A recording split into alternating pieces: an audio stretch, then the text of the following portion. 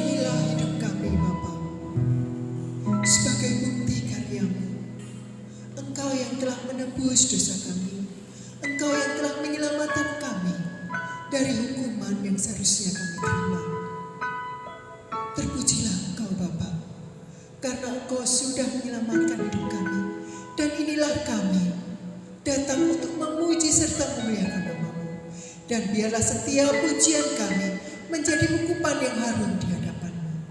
Dan berkat Tuhan tercurah atas kami. Terima kasih Bapa, kami serahkan seluruh doa kami dan ibadah kami hanya di dalam satu nama yang suci, Dalam nama Tuhan Yesus Kristus. Haleluya. Amin. Allah kita Allah yang dahsyat. Amin. Dia Allah yang layak dipuji dan disembah. Dan biarlah semua bangsa memuji serta memuliakan namanya. Allahku dahsyat berkuasa.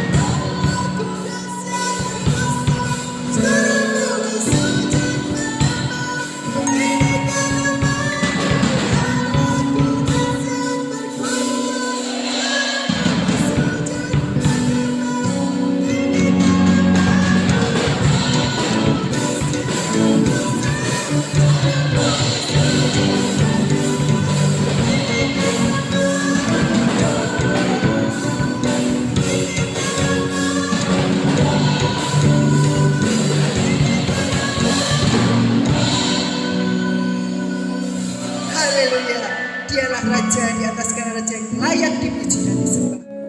Allah kita Allah yang luar biasa. Dia sudah merencanakan semua yang indah dalam hidup kita. Jalan kita bukan jalan Tuhan. Rencana kita bukan rencana Tuhan. Tapi satu hal yang pasti, setiap hal yang Tuhan rencanakan dalam hidup kita adalah yang terbaik untuk kita. Setiap apa yang Tuhan lakukan adalah untuk kebaikan kita. Satu hal yang Tuhan minta kepada kita, supaya kita tetap dan terus percaya kepadanya. Kita nyatakan di hadapannya, hatiku percaya.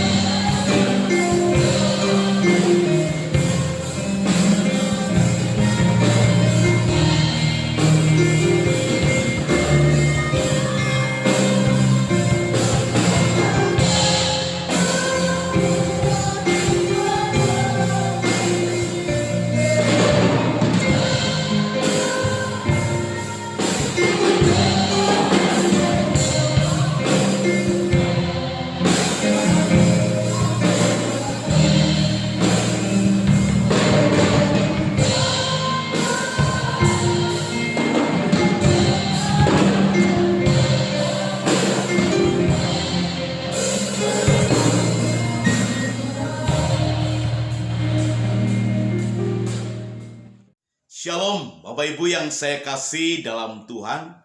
Tetap semangat dalam mengarungi hidup ini. Kita ketemu lagi dalam khotbah hari ini yang saya ambil dari kitab Nabi Yeremia, pasal yang ke-9 ayat 23 sampai dengan ayat yang ke-24. Demikian firman Tuhan, saya bacakan per ayat. Beginilah firman Tuhan. Janganlah orang bijaksana bermegah karena kebijaksanaannya. Janganlah orang kuat bermegah karena kekuatannya. Janganlah orang kaya bermegah karena kekayaannya. Saudara, Yeremia pasal 9 ayat 23 berkata, supaya kita jangan bermegah atas kekuatan kita, atas kekayaan kita, atas kebijaksanaan kita. Tetapi saudara, itu yang dicari banyak orang. Itu yang menjadi tujuan hidup dari banyak orang.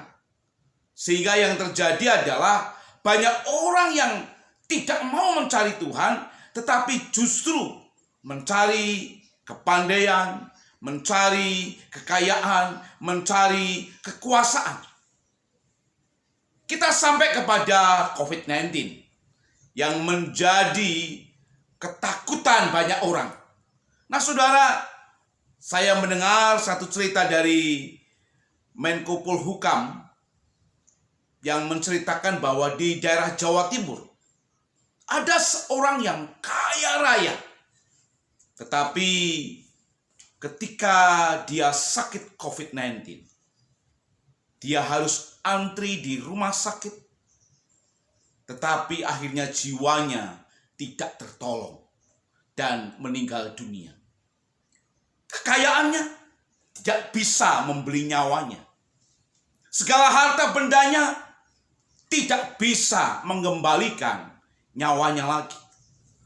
Apa yang dimilikinya tidak bisa untuk diraih dengan kehidupan selanjutnya. Bapak Ibu Saudara yang dikasihi Tuhan, apa yang menjadi kebanggaan kita dengan kekayaan kita? Rupanya tidak ada lagi.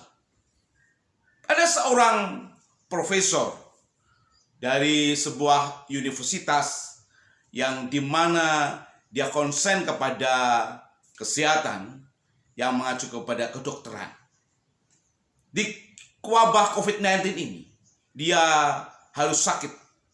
Dan sakitnya adalah kena virus COVID. Ketika dia susah bernapas. Dan waktu itu ada kelangkaan untuk tabung oksigen. Dan hanya satu di rumah sakit itu yang menjadi rebutan dari satu dokter lagi. Yaitu dia dan teman dokternya. Dia sudah tua, teman dokternya yang junior ini masih muda. Apa yang terjadi saudara? Dia berkata kepada teman juniornya, sudah, isi tabung oksigen untuk kamu saja. Biarkan saya tidak akan memakai tabung oksigen itu lagi. Akhirnya apa saudara? Dia meninggal dunia. Oh saudara, dia pandai. Dia memahami virus. Tetapi akhirnya dia juga meninggal dunia karena virus.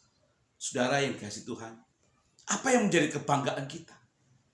Apa yang menjadi keagungan saya dan saudara? Kekuatan kita, kebijaksanaan kita, kekayaan kita tidak ada artinya. Sebab apa? Sebab hari-hari ini kita tidak pernah tahu kapan Tuhan memanggil kita.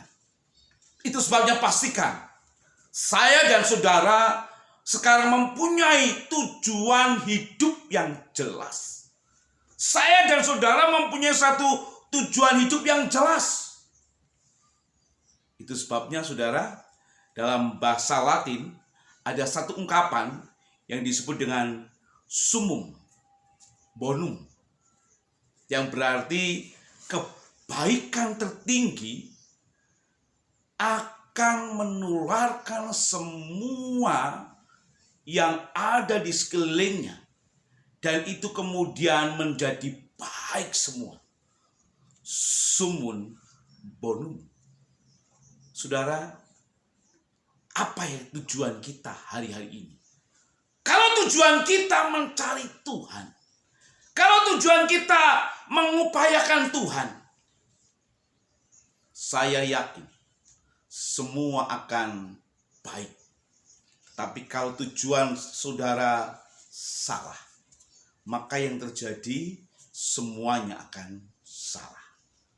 Ada satu cerita saudara, ada seorang bapak sedang menulis sesuatu di kertas, lalu di sebelahnya adalah anaknya yang mungkin usianya sekitar 2,5 tahun. Anaknya itu memperhatikan bapaknya, lalu dia ambil dompet bapaknya di sebelahnya. Dia ambil uang rupiah itu, lalu dia ikut coret-coret, saudara-saudara. Ya, bapaknya begitu melihat, dia terkejut. Kenapa kok terkejut? Yang dibuat coret-coret itu adalah uang. Anak itu nggak ngerti betapa mempunyai nilai yang tertinggi uang itu, tetapi dibuat coret-coret. Berapa banyak orang saudara, kita ini mempunyai nilai yang tertinggi di hadapan Tuhan, tetapi banyak orang yang tidak paham, sehingga kita kadang-kadang tidak jelas dalam tujuan hidup kita. Kita membuat diri kita rendah dan murahan. Karena apa? Kita nggak tahu nilai kita sendiri. Tuhan melihat kita mempunyai nilai yang tertinggi. Maka yang terjadi, carilah Tuhan. Upayakan Tuhan. Sehingga semuanya akan baik. Itu sebabnya saudara yang dikasihi Tuhan Yesus Kristus, dalam ayat 24 dikatakan, tetapi siapa yang mau bermegah, baiklah bermegah karena yang berikut, bahwa ia memahami dan mengenal aku, bahwa akulah Tuhan yang menunjukkan kasih setia, keadilan dan kebenaran di bumi. Sungguh semuanya itu kusukai. Demikian firman Tuhan. Saudara, tujuan hidup kita mencari Tuhan. Amin. Seorang penulis Kristen bernama Packer, dalam bukunya Mengenal Tuhan, dia berkata, apa yang membuat seseorang itu hidupnya berharga adalah karena dia memiliki tujuan yang jelas. Tujuan yang jelas itu yang seperti apa? Tujuan yang jelas adalah mencari Tuhan, mengupayakan Tuhan. Karena sudah mempunyai tujuan yang jelas, maka dia akan mempunyai kesetiaan kepada Tuhan. Maka dia akan terus dekat kepada Tuhan. Kenapa? Karena dia tahu tujuan hidupnya. Dan ini hanya dimiliki oleh orang-orang percaya. Kenapa? Karena orang-orang percaya sudah tahu tujuan hidupnya kemana. Bukan mudah-mudahan lagi. Kalau saya dan saudara sudah tahu tujuan hidup, maka saudara pasti setia kepada Tuhan. Pasti saudara akan terus pengen dekat dengan Tuhan. Karena saudara tahu tujuan hidupnya.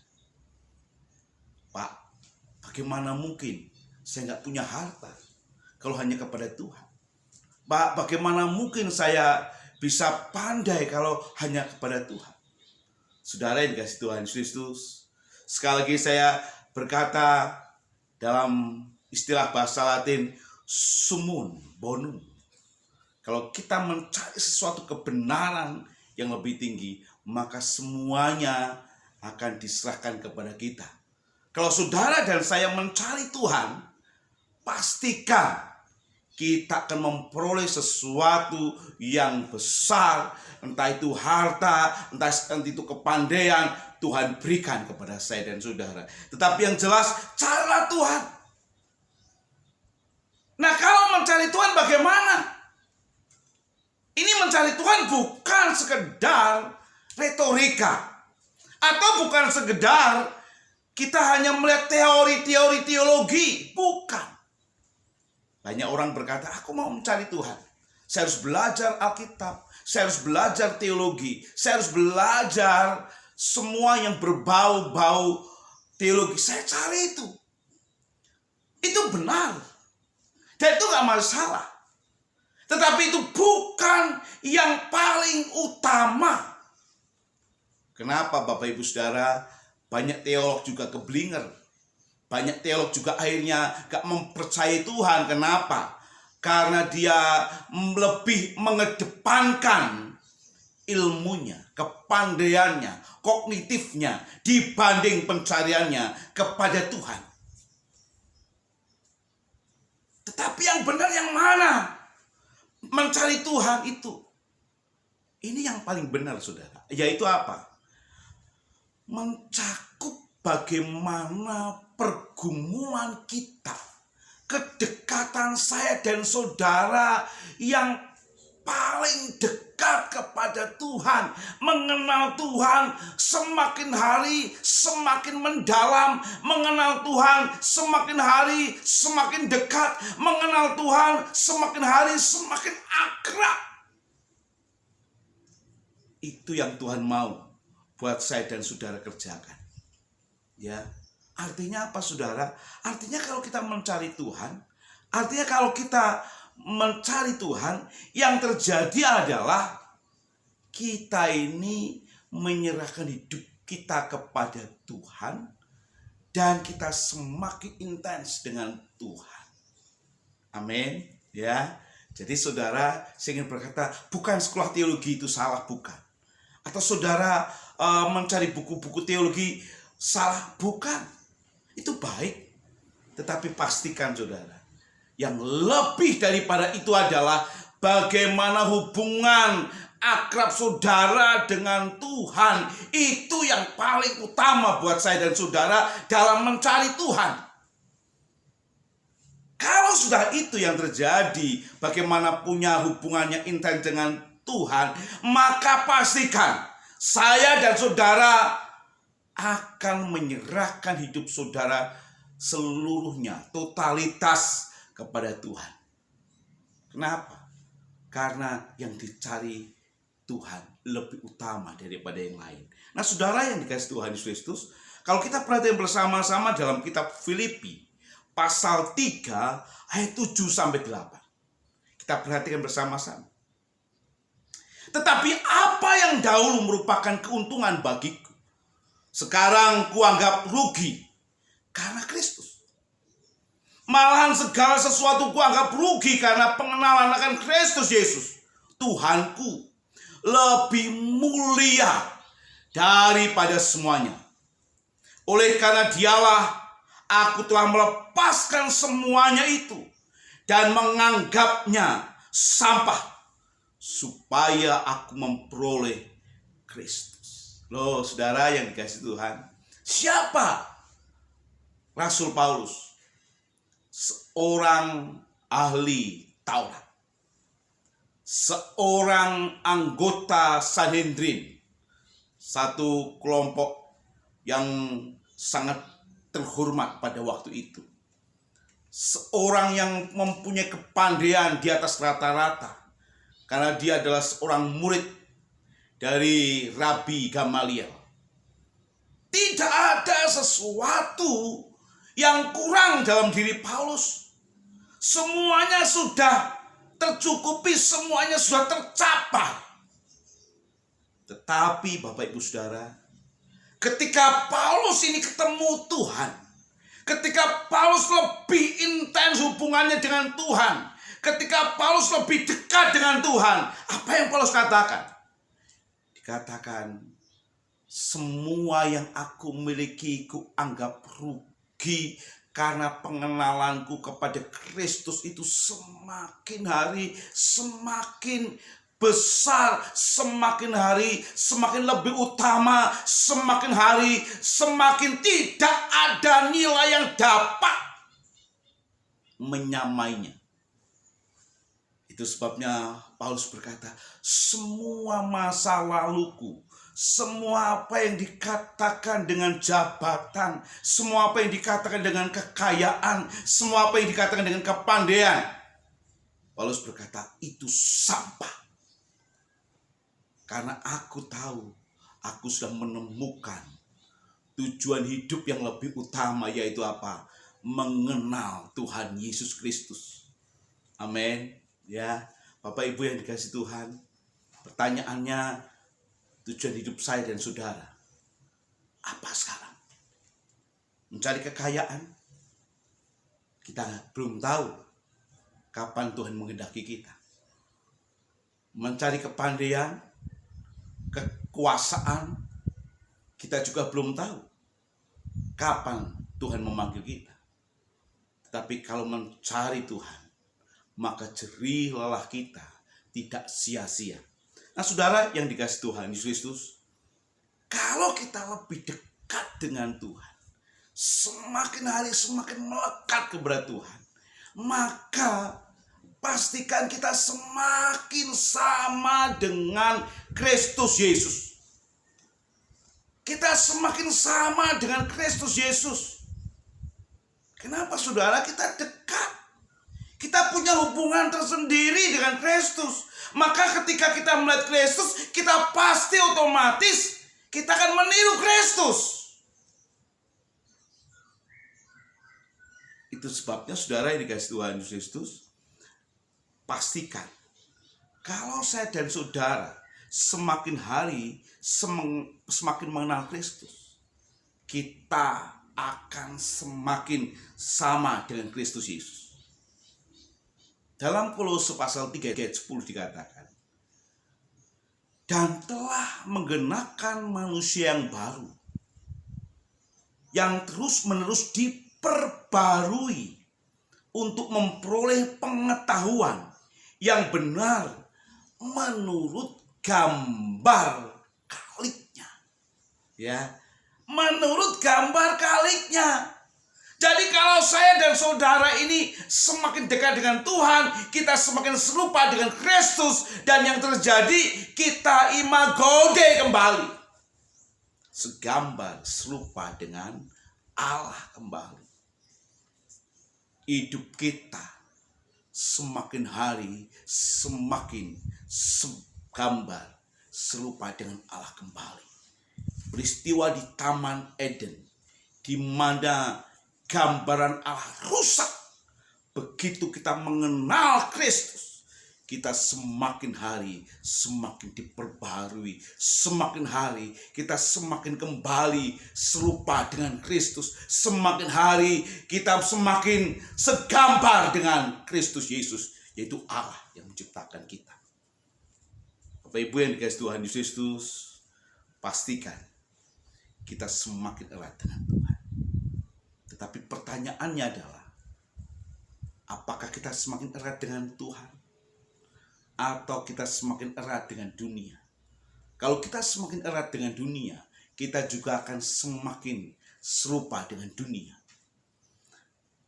Di dalam Alkitab 1 Korintus pasal 15 ayat 33, dikatakan begini, jangan kamu sesat, pergaulan yang buruk merusakkan kebiasaan yang baik.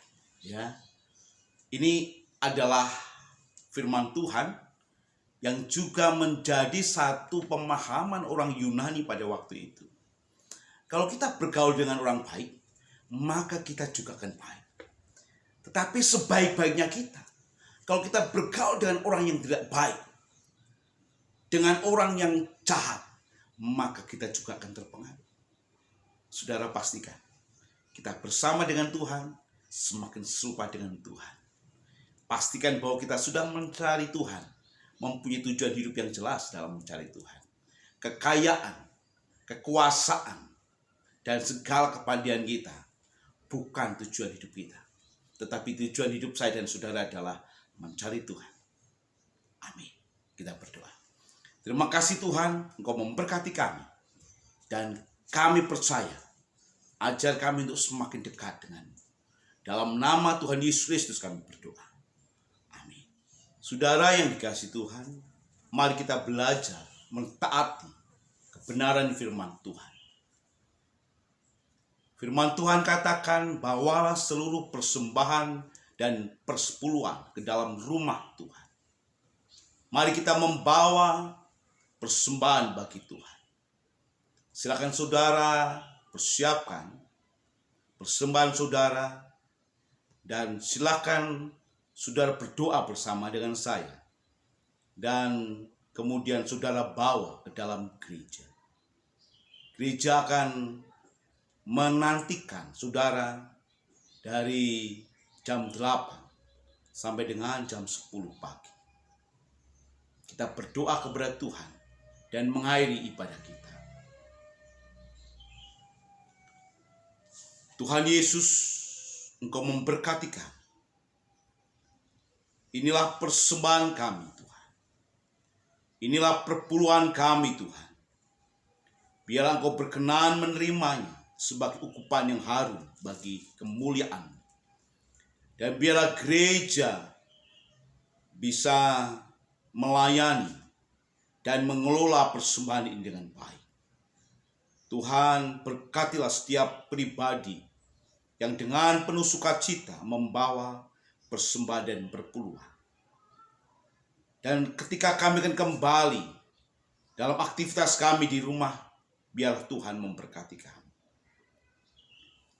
Tuhan memberkati saudara dan melindungi saudara. Tuhan menyinari saudara dengan wajah-Nya dan memberi kasih karunia. Tuhan menghadapkan wajah-Nya bagi saudara dan memberi damai sejahtera. Di dalam persekutuan Allah Bapa, Yesus Kristus serta Roh Kudus, biarlah engkau tetap di dalam rumah dan nantikan berkat-berkat Tuhan. Amin.